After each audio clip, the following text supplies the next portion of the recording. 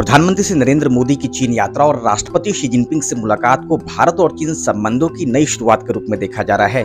चीन ने भी आश्वासन दिया है कि वह सीमा विवाद तथा अन्य द्विपक्षीय मुद्दों को सुलझाने के लिए तैयार है। अमेरिका के द्वारा 50% टैरिफ लगाए जाने के बाद वैश्विक बाजारों में अस्थिरता बढ़ी है। भारत और चीन मिलकर के इस अस्थिरता को दूर कर सकते हैं। रूस और यूक्रेन युद्ध के बाद से अब विश्व व्यवस्था में बदलाव आ रहा है और भारत और चीन मिलकर के बहुध्रुवीय विश्व व्यवस्था को मजबूती प्रदान कर सकते हैं। लगभग 5 सालों के बाद ऐसा हो रहा है कि भारत और चीन के बीच सीधी उड़ानें शुरू हो सकती है।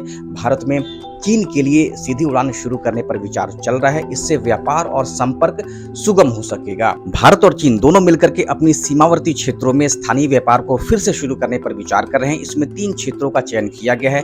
इसमें लिपू लेख, नाथुला और शिप्ला है।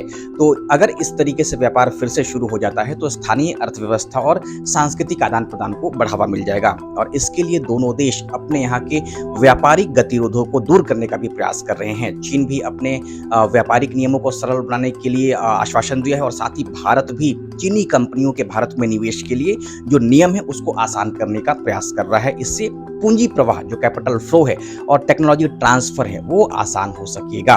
इसके अलावा चीन ने यह भी कहा है कि वह फर्टिलाइजर्स और रेयर अर्थ मिनरल्स के जो मिनरल्स के निर्यात पर जो उसने रोक लगा दिया है वो हटाने पर भी विचार कर रहा है। तो अगर ऐसा होता है तो भारत और चीन के बीच में व्यापारिक आदान प्रदान फिर से शुरू भी होगा और एक नई ऊंचाई है वहां तक भी पहुंचेगा। तो हमें इंतजार रहेगा। अभी देखते हैं। फिलहाल 31 अगस्त और 1 सितंबर को प्रधानमंत्री चीन की यात्रा पर रहेंगे। वहां पे SCO की वार्षिक शिखर बैठक हो रही है। तो इन बैठकों के बाद द्विपक्षीय मुलाकात भी होगी। तो फिर देखते हैं क्या कुछ अगला पॉइंट हमें मिलता है। Thank you.